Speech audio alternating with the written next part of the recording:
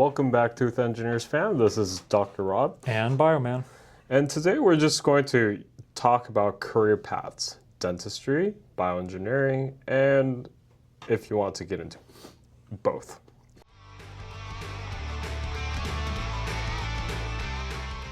So let's start off with bioengineering. I think that's more of a linear pathway.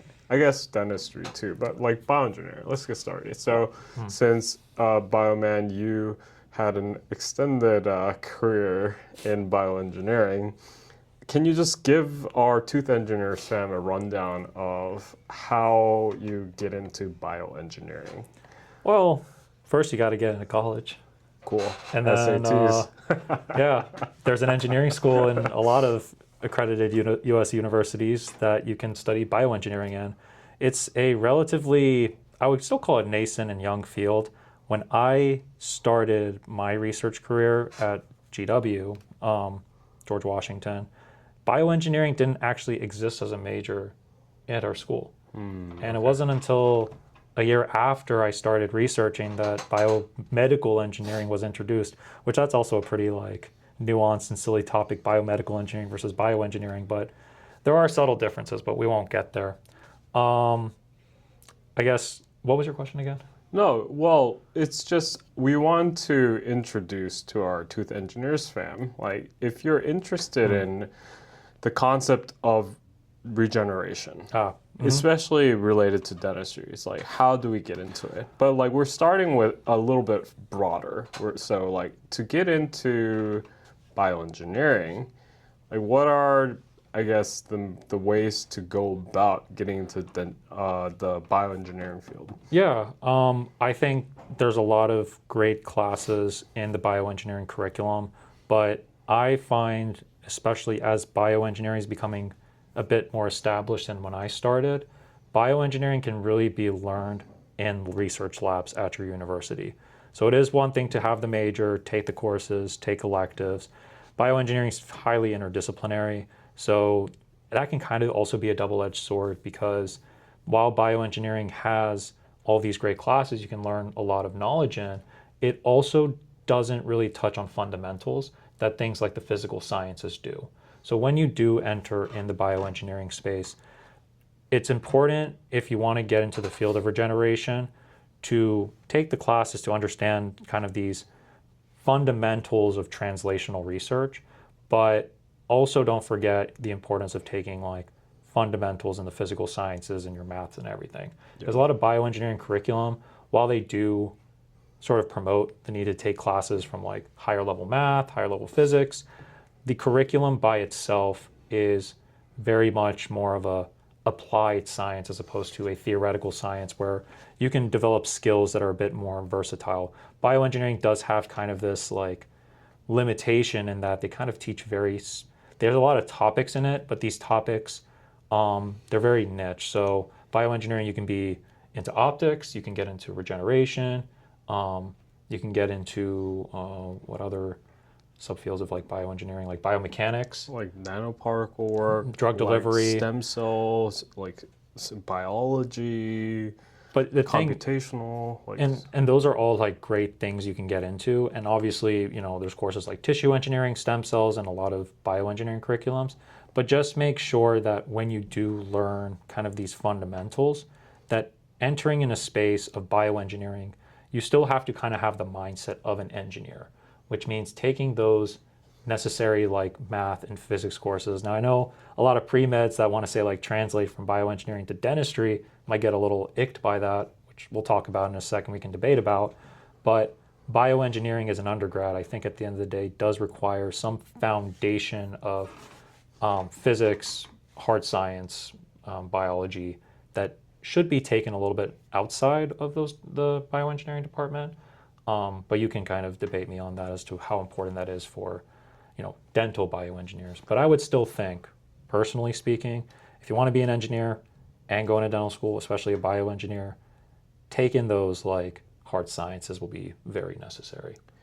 I think the more STEM courses you take, it sets you up for a career in engineering. Yeah. Right? So I majored in chemistry and biology, and the thing is like my undergrad work was not really engineering, so I got into that field much later.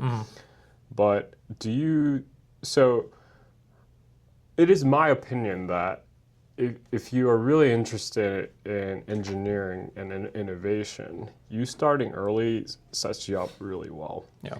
And I can also relate because I majored in chem. I actually was going to take the path of double majoring in bio and chem, but I became really passionate about chemistry throughout my undergrad. But this field of like tissue engineering, I recognized that at least my chem and physical science background really geared me more towards the material science component of regenerative medicine, which is playing with these polymers, working on how to print them, and creating things that are very robust for biological responses. Yeah. So it does help, but I think me talking about this need for like heavy math and science courses just comes from a fact that if I were to say go back to my undergrad years, obviously bioengineering, biomedical engineering didn't exist, but knowing what I know now, I would have definitely majored in something that's engineering based. And it doesn't have to be bioengineering to be successful in this space.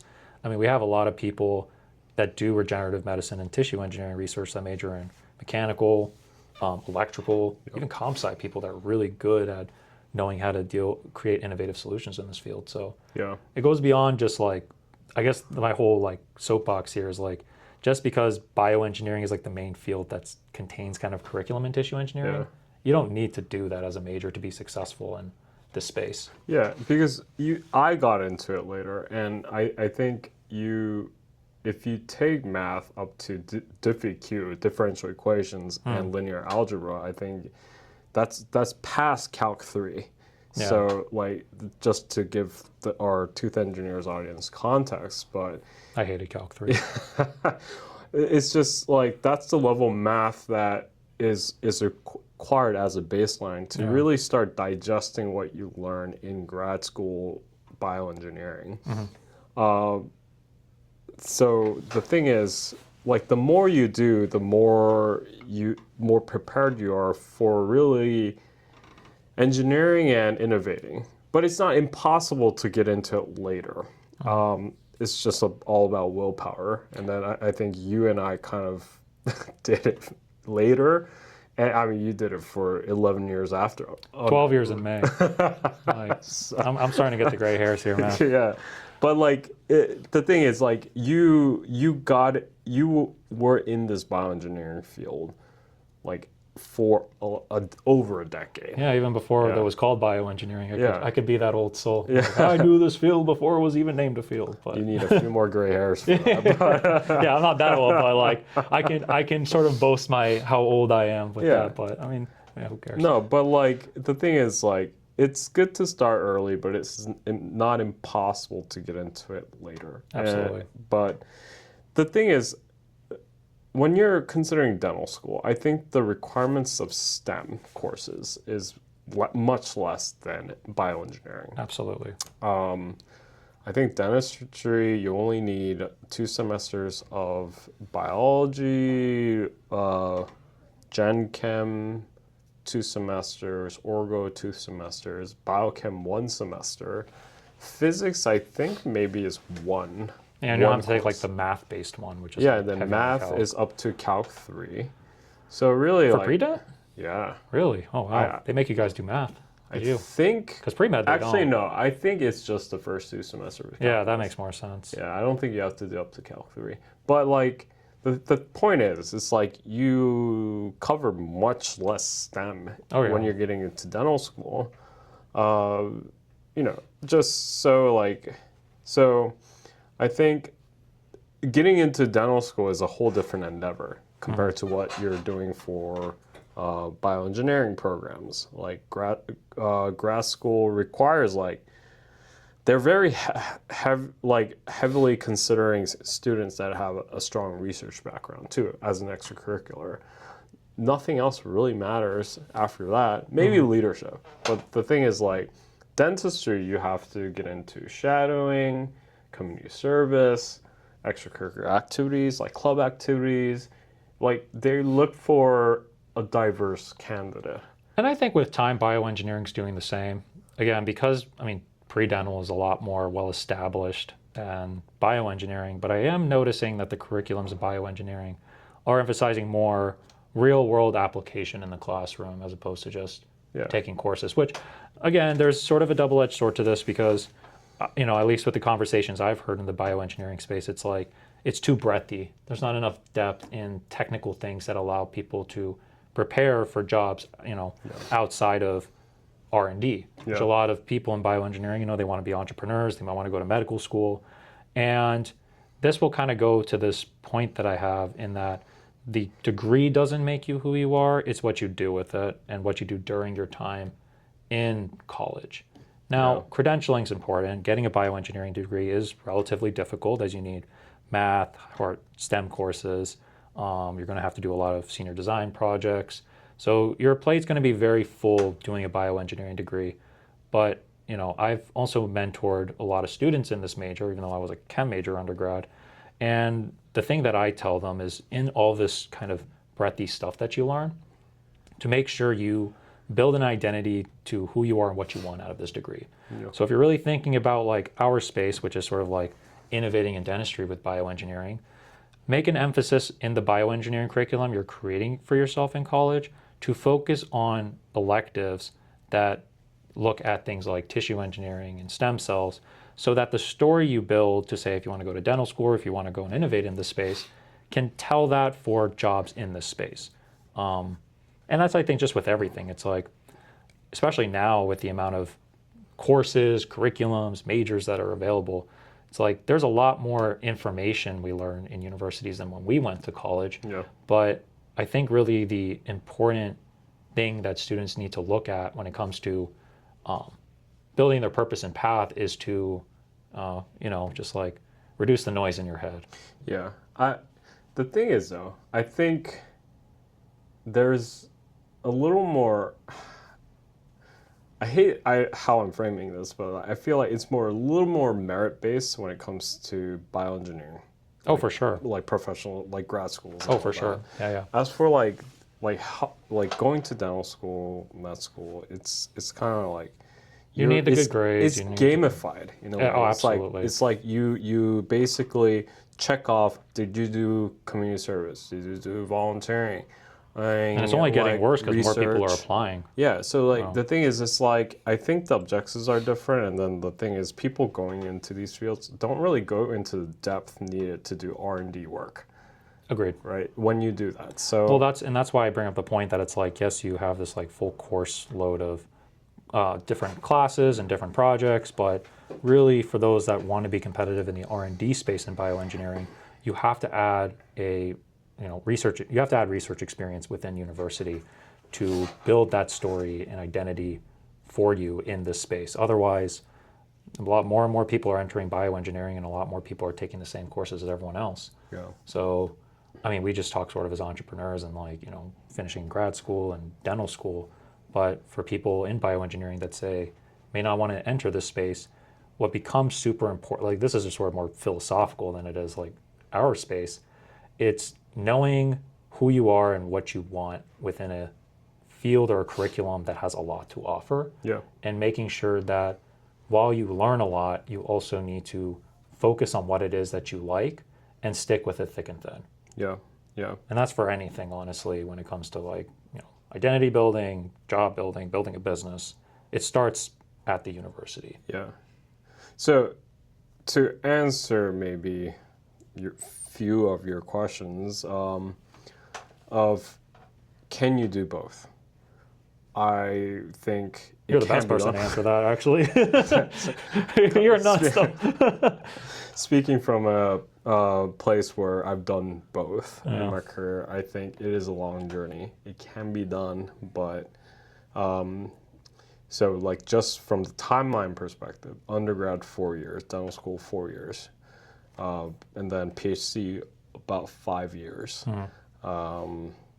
And then if you throw in some dental residency, it can range from anywhere from 2 to 6 years, depending on the type of specialty you do. So, you are looking at being in your mid-30s when you're done with this entire process. Now, I think STEM, establishing credentials in STEM is a long-term investment. It takes a long time to do it, and if you're really trying to do innovation work, you do need, it is my opinion that you do need the credentialing to get into this space. 100%. The thing is, like, you just being a dentist, it's going to be hard to really get into regenerative work just being a dentist.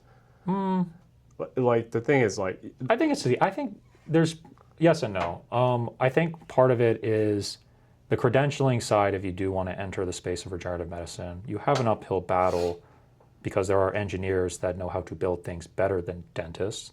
But I would also say that dentists have a unique craft that bioengineers don't have. true. So I mean, to qualify that statement, it's like you can join onto project as collaborators. That's like, exactly like what I was clinical to take home. Yeah. collaborators, but Like you just have to be strategic as a dentist with a DDS alone. Yeah. If you want to enter this innovation space, who to work with as opposed to, trying to do it by yourself. yeah, And I think it is possible for dentists that because I do think that I do know a big portion of dentists, they just sort of go to dental school to find a DSO or private practice and just work there and they're happy.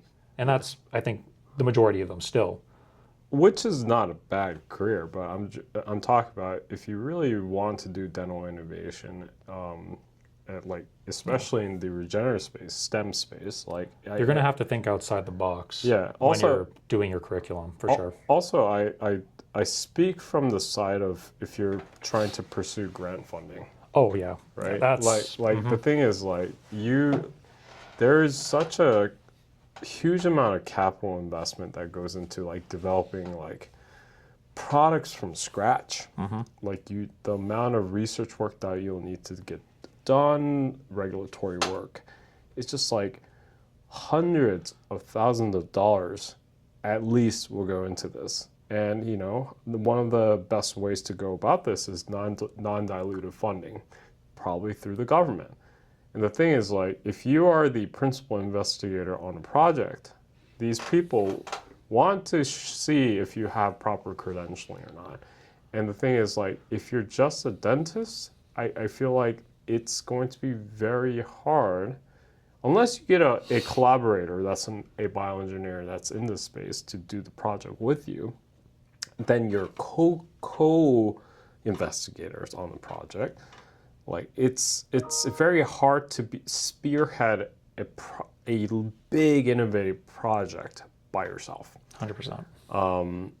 Unless you just go for venture capital like funding, dilutive funding, but you have to convince these people too that you are the person to lead this project to success. And so, long story short, I think it's just I do believe there is a merit in doing both. But the thing is, it is a huge investment to do both.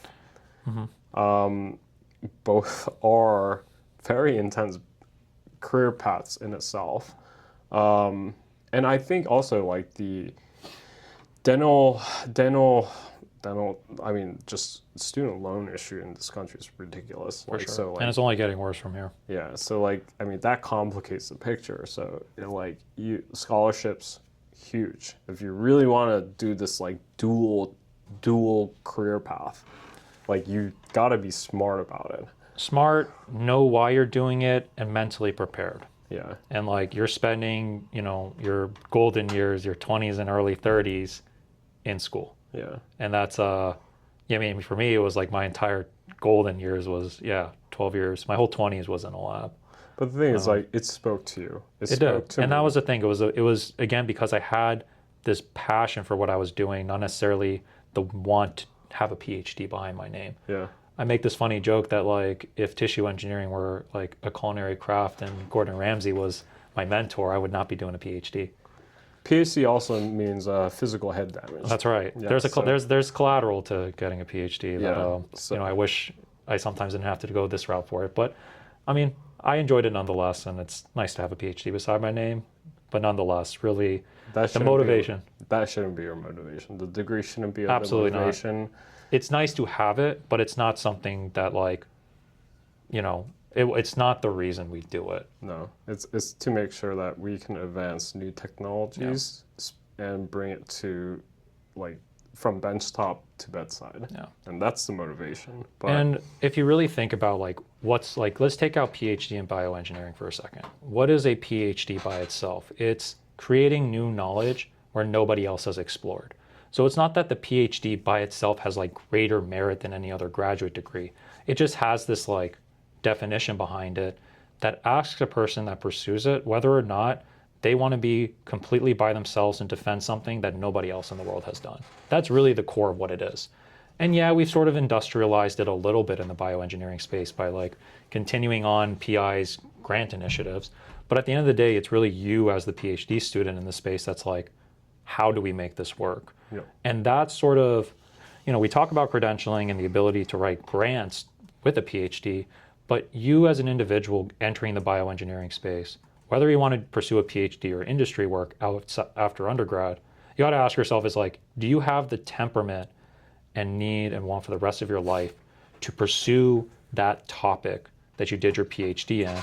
And if not, after getting the PhD, what are you going to do with that half a decade of knowledge you worked so hard on doing this? Because otherwise you're just like doing this for a piece of paper. And I was like, what the hell's the point? Yeah, don't do it for the paper. Don't do it for the degree. It's like, if you really like patient care in the oral cavity space, I guess, dental space, do it. Yeah. It's there absolute pros and cons with every job. And then for bioengineering, if you want to pursue the higher degrees like master's or PhD, it has to make sense for you. Absolutely. Like, just don't do it for that piece of paper, that diploma. It doesn't matter. I think we've soapboxed enough about this topic. 100%. But again, if you Tooth Engineers fam, if you guys want to ask us more questions about this, just leave it in the comments below. Mm-hmm. But I think that's enough for today. Concur. It's been Dr. Rob. And BioMan. See you guys next time.